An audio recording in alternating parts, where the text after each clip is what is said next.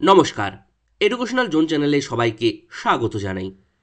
আজকে যে বিষয়টি বা যে প্রশ্নটি নিয়ে আলোচনা করব সেই প্রশ্নটি হচ্ছে শিখন কাকে বলে। সঙ্গে থাকছে শিখনে প্রভাব বিস্তারকারী উপাদানগুলো কি কি। নোটটি শুরু করার আগে সামান্য একটু ধারণা নিয়ে নিই। শিখন তার মানে আমরা যাবতীয় যা কিছু শিখি তাই হলো শিখন। কম বেশি যা কিছুই শিখি না কেন, যেভাবেই শিখি না কেন, শিখলেই সেটা হচ্ছে শিখনের অন্তর্গত হয়ে যাচ্ছে। এখন প্রশ্ন হচ্ছে, আমরা যে কোনো কিছু জিনিস শিখি সেটা কিভাবে শিখি বা কতটা শিখি, কত তাড়াতাড়ি শিখি না কত ধীর গতিতে শিখি।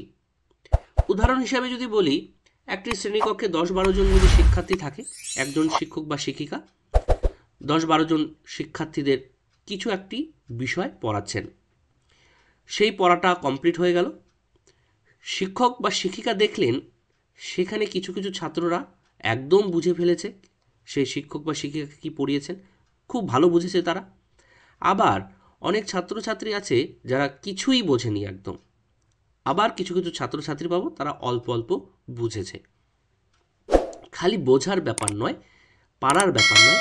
আবার কেউ অল্প বলতেই শিক্ষক মহাশয় বা শিক্ষিকা মহাশয়া কি বলছেন অল্প বলতেই সে খুব দ্রুত গতিতে শিখে গেছে, বুঝতে পেরেছে কি বলতে চায় শিক্ষক শিক্ষিকা। আবার কেউ আছে বারংবার বোঝানোর পরেও সে বুঝতে পারছে না। এই জিনিসটা হয় কেন? একই ক্লাসে একই জিনিস পড়াচ্ছি, এক একজন এক এক রকম বুঝতে পারছে। কেউ বুঝতে পারছে, কেউ বুঝতে পারছে না। আমাদেরও হয়েছে, আপনাদেরও হচ্ছে, হয়। এটি কেন হয়? এটি হওয়ার পিছনে কিছু জিনিস আছে। সেই জিনিসগুলোকেই বলা হচ্ছে শিখনের প্রভাব বিস্তারকারী উপাদান। তার মানে আমরা যে জিনিসগুলো শিখি সেই শেখাটা কিসের কিসের উপরে নির্ভর করলে ভালো হবে বা খারাপ হবে, দ্রুত গতিতে হবে না ধীর গতিতে হবে, যে যে বিষয়গুলো উপর নির্ভরশীল সেগুলোকেই বলা হচ্ছে উপাদান। তাহলে সেই উপাদানগুলোর মধ্যে কি আছে? পরিণমন, প্রেষণা, মনোযোগ, আগ্রহ বা অনুরাগ, মানসিক ক্ষমতা। এগুলো হলো শিখনের উপাদান। এবার বিস্তারিত আলোচনায় আসি। নোটটি, শিখন কাকে বলে? ইংরেজি লার্নিং শব্দের বাংলা প্রতিশব্দ হলো শিখন। শিখন হলো একটি জটিল প্রক্রিয়া যে মানসিক প্রক্রিয়ায় অতীত অভিজ্ঞতা ও প্রশিক্ষণের সাহায্যে প্রগতিশীল আচরণধারা পরিবর্তনের মাধ্যমে ব্যক্তির দৈহিক ও মানসিক বিকাশ সাধন ঘটে এবং প্রগতিশীল পরিবেশে সার্থকভাবে অভিযোজন করতে সহায়তা করে, তাকে শিখন বলে। তার মানে আমরা কোনো কিছু শিখে, আমরা যে কোনো কিছু শিখলাম সেটি আমরা কি করে বুঝি? তার চারিত্রিক পরিবর্তন হয়েছে কিনা তার মাধ্যমে। আমরা কথা বলতে শিখেছি, কি করে বুঝলাম যে আমরা শিখেছি কথা বলতে? কারণ আমরা কথা বলতে পারছি। আমরা সাইকেল চালাতে শিখেছি, সেটা আমি কি করে বুঝবো যে আগে সাইকেল হেঁটে নিয়ে বেড়াতাম, না এখন আমি সাইকেল চালাতে পারছি। ঠিক প্রত্যেকটির ক্ষেত্রেই আমাদের আচরণ ধারা পরিবর্তনের মাধ্যমে আমরা বুঝতে পারি যে আমাদের শিখন হয়েছে কি হয়নি। আর শিখন আমাদের যত হবে আমরা তত উন্নত হব এবং পরিবেশের সঙ্গে নিজেকে খাপ খাইয়ে বা অভিযোজন করে বেঁচে থাকতে পারবো। এবার আমরা দেখি শিখনে প্রভাব বিস্তারকারী উপাদানগুলো। শিখনে যে সকল মানসিক ও বাহ্যিক প্রক্রিয়া প্রত্যক্ষ ও পরোক্ষভাবে প্রভাব বিস্তার করে তাদেরকে শিখনে প্রভাব বিস্তারকারী উপাদান বলে। যেমন পরিণমন, প্রেষণা, মনোযোগ, আগ্রহ বা অনুরাগ, মানসিক ক্ষমতা। তাহলে আমরা এগুলো যদি আলাদা আলাদাভাবে একটু জেনে নিই তাহলে আমাদের কাছে পুরোটা ক্লিয়ার হয়ে যাবে। পরিণমন বা ম্যাচুরেশন। পরিণমন বা ম্যাচুরেশন সম্পর্কে আমরা একটু জেনে নিই। পরিণমন হলো এমন একটি প্রক্রিয়া যার মাধ্যমে জন্মগত সম্ভাবনাগুলির স্বতঃস্ফূর্ত বিকাশের মধ্য দিয়ে ব্যক্তির আচরণের গুণগত ও পরিমাণগত পরিবর্তন সাধিত হয়। পরিণমন হলো এক ধরনের বৃদ্ধি যা নির্দিষ্ট সময় না পৌঁছানো পর্যন্ত নিজস্ব নিয়মে চলতে থাকে। পরিণমন বা ম্যাচুরেশন বিষয়টি কিন্তু একাকী ঘটতে থাকে। মায়ের পেটে ভ্রূণ সঞ্চারের সঙ্গে সঙ্গে ভূমিষ্ঠ হওয়া পর্যন্ত। দেখুন, ভ্রূণ ছোট্ট বিষয়, তারপরে বাচ্চাটি ভূমিষ্ঠ হলো, তারপর আস্তে আস্তে বাচ্চাটি কিন্তু বড় হচ্ছে। প্রথমে সে কোলে, সে কাঁদছে, কথা বলতে পারছে না, জিভের পরিণমন ঘটলো, তারপরেই সে কথা বলতে পারলো। জিভের পরিণমন ঠিকঠাক না হলে কিন্তু একজন ব্যক্তি কথা বলতে পারবে না। তাহলে জীবের নমন যদি না ঘটে, ম্যাচুরেশন যদি না ঘটে, তাহলে কিন্তু সে কথা বলতে পারবে না। যত পরিণমন হচ্ছে তত শিশুর ভাষার বিকাশ ঘটছে। কি করে আমরা বুঝতে পারি? প্রথমে শিশু আধো আধো কথা বলে, তারপরে এক দুটো শব্দ বলে, আস্তে আস্তে আস্তে আস্তে একটা সময় আসে যেখানে শিশু অনেক ধরনের কথা বলতে পারে। তাহলে কিভাবে পারলো? তার জিভের পরিণমন ঘটলো বলেই সে কিন্তু করতে পারলো। ঠিক একই রকমভাবে একটি শিশু জন্মানোর পরে কিন্তু সে হাঁটতে পারে না। তার পেশি, মাংসপেশি, তারপর হাড় গোড়ের পরিণমন না ঘটলে কিন্তু সে হাঁটতে পারবে না। কিন্তু জন্মানোর পর থেকে সে আস্তে আস্তে কিন্তু একাকীভাবে পরিণমন সংঘটিত হচ্ছে। তার ফলস্বরূপ আমরা পাচ্ছি শিশুটি প্রথমে বসতে শেখে, তারপর হামাগুড়ি দিতে শেখে, তারপর হাঁটতে শেখে। এটা হলো পরিণমনের কাজ। পরিণমন যদি ঠিক টাইমে না হয় তাহলে কিন্তু তার শিখন কিন্তু ঠিক মতো হবে না। পরিণমন একটা স্বাভাবিক প্রক্রিয়া, এটি একাকী হতে থাকে। পরিণমনের সঙ্গে শিখন কিন্তু ওতপ্রোতভাবে জড়িত। 2 নাম্বার, প্রেষণা বা মোটিভেশন। ব্যক্তির অভ্যন্তরীণ ইচ্ছা হলো প্রেষণা। প্রেষণা শিখন প্রক্রিয়ার একটি অন্যতম অংশ, যা সৃষ্টি হয় অভাববোধ থেকে। প্রেষণা এক প্রকার তাড়না, অনুভূতি বা উদ্দীপক যা আমাদের কাজ করতে বাধ্য করে। দেখবেন কোনো কাজ করতে গেলে কোনো কাজ আমরা খুব আগ্রহ সহকারে করি, বা কাউকে দেখে খুব মোটিভেটেড হয়ে খুব ইচ্ছা আমার সেই কাজটি করা, সেই কাজটি করি। কিন্তু বাবা মা যে কাজগুলো আমাদের জোর করে চাপিয়ে দেয় সেই কাজগুলো কিন্তু আমাদের একদমই করতে ভালো লাগে না। আপনাদেরও ভালো না, আমার তো এখনও ভালো লাগে না, তাও করি, করতে হয়, তাদের বয়স হয়ে গেছে। কিন্তু যে জিনিসটির প্রতি আমাদের প্রেষণা খুব, যে আর্ট করতে ভালোবাসে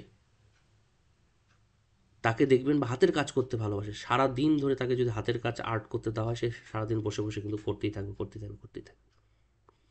মানে আমাদের যেটা ভালোবাসার বিষয় এবং যার প্রতি আমাদের প্রেষণা বা মোটিভেশন আছে যে না আমরা এটা করতে পারবো বা করবই, করতেই হবে আমাকে, সেই কাজটি কিন্তু আমরা মনোযোগ দিয়ে সারাদিন ধরে বসে যদি আমাদের করতে হয় আমরা কিন্তু করতে থাকি। কিন্তু যারা অঙ্ক করতে পছন্দ করে না বা যাদের ইংরেজি ভালো লাগে না তাদের কিন্তু বারংবার পড়তে বললে কিন্তু তারা কিন্তু সেই জিনিসটি পড়বে না এবং তাদের কিন্তু সেই বিষয়ের শিখনও কিন্তু ভালো হবে না, কারণ তাদের সেখানে প্রেষণা নেই। প্রেষণার আলোচনা করতে করতে পরের পয়েন্টটি আগ্রহ বা অনুরাগ, ইন্টারেস্ট। একই রকম বিষয়, যেই বিষয়ে আমাদের ইন্টারেস্ট আছে, আগ্রহ আছে, সেই জিনিসটি আমরা খুব মনোযোগ দিয়ে করি। সারাদিন করতে হলে আমরা সারাদিনই বসে থাকি, খুব মনোযোগী হই আমরা সেই কাজটি করতে গিয়ে।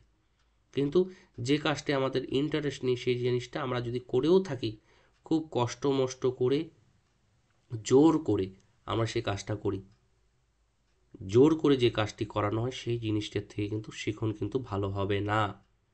নিজের আগ্রহ বা অনুরাগ বা ইন্টারেস্ট যুক্ত জিনিসগুলো যদি আমরা তাদের করতে বলি বা আমরা যদি করি সেই জিনিসটি কিন্তু আমাদের খুব ভালো হয় কাজটি। সেই জন্য এখানে কি বলেছে, শিখনের একটি গুরুত্বপূর্ণ বিষয় হলো আগ্রহ বা অনুরাগ। আগ্রহ হলো মনের এমন একটি স্থায়ী প্রবণতা যা ব্যক্তির সুপ্ত মনোযোগকে গতিশীল করার মাধ্যমে তাকে বস্তুধর্মী কর্ম সম্পাদনের দিকে অগ্রসর হতে উদ্বুদ্ধ করে। পৌঁছনোর পৌঁছনোর আগ্রহ থাকে বলেই কোনো বিশেষ উদ্দীপকের প্রতি আমরা প্রতিক্রিয়া করে থাকি। এটা হতো কোনো বিষয়বস্তুর প্রতি আগ্রহ থাকে বলেই কোনো বিশেষ উদ্দীপকের প্রতি আমরা প্রতিক্রিয়া করে থাকি। এবার আগ্রহ অনুরাগ আলোচনা করতে করতে আমরা কি বললাম, খুব মনোযোগী হয়ে যাই, খুব আগ্রহ সহকারে আমরা সেই কাজটি করি বা শিখি। এবার শিখনের উপাদানের মধ্যে মনোযোগ একটি কিন্তু খুবই গুরুত্বপূর্ণ, সবগুলি খুব গুরুত্বপূর্ণ, মনোযোগও কিন্তু একটি গুরুত্বপূর্ণ উপাদান। কারণ যেই বিষয়টি যেই বিষয়টিতে আমরা খুব মনোযোগ দিয়ে কাজ করি দেখবেন সেই বিষয়টি কিন্তু অনায়াসে কিন্তু সফল হয়ে যায় বা সেই কাজটা আমরা করে ফেলতে পারি। কোনো কাজ হচ্ছে না, বারংবার চেষ্টা করেও হচ্ছে না, কিন্তু আমরা সেই কাজটি যদি খুব মনোযোগ দিয়ে করি তাহলে দেখবেন সমস্যা হলেও সেটি কিন্তু আমরা সমাধান বের করতে পারবো।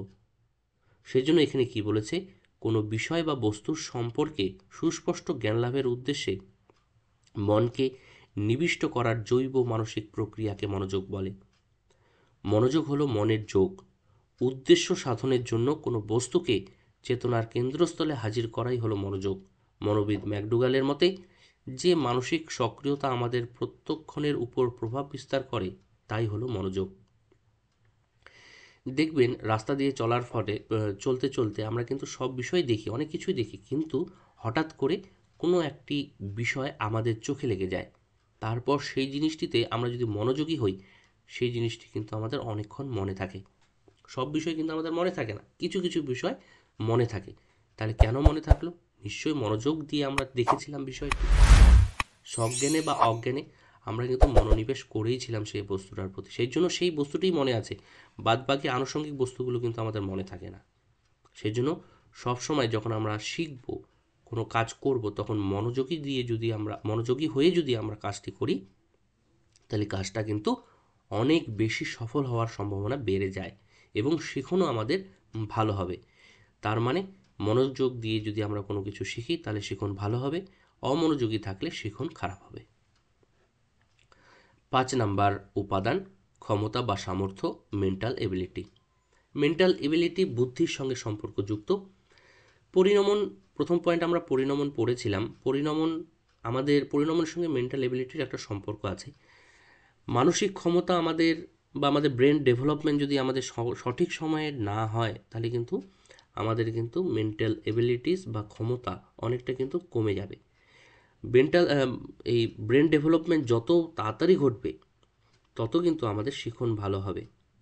তার মানে পরিণমন যত তাড়াতাড়ি ঘটবে আমাদের মেন্টাল ডেভেলপমেন্ট বা মেন্টাল এবিলিটি কিন্তু বাড়ার সম্ভাবনা থাকে। এছাড়াও সময় পার হয়ে যাওয়ার পরেও অনেক শিশুরা আছে যারা সামান্য সামান্য বিষয়গুলো তারা বুঝতে পারে না। মানসিক দিক থেকে অসুস্থ যে শিশুরা, যারা কথা বোঝে না, কি কাজ করতে হবে বোঝে না, অনেক আছে। মানসিকভাবে দুর্বল শিশু বা বিভিন্নভাবে দুর্বল, তারা অনেক বড় হওয়ার পরেও তারা 1-2 বলতে পারে না, কথাও ঠিকঠাক বলতে পারে না, তাদের মনের ভাবও বোঝাতে পারে না। কিসের জন্য? তাদের মেন্টালি কোনো সমস্যা আছে। এই কথাটাই বলেছে এখানে।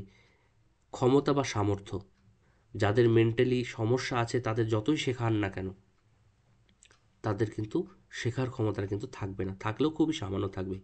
উল্টোটা যদি হয়, কারো বয়স অনুযায়ী তার মেন্টাল ডেভেলপমেন্ট বা মানসিক ক্ষমতা অনেক বেশি, তাহলে সেই শিশুটি কী হবে? খুব বুদ্ধিমান হবে।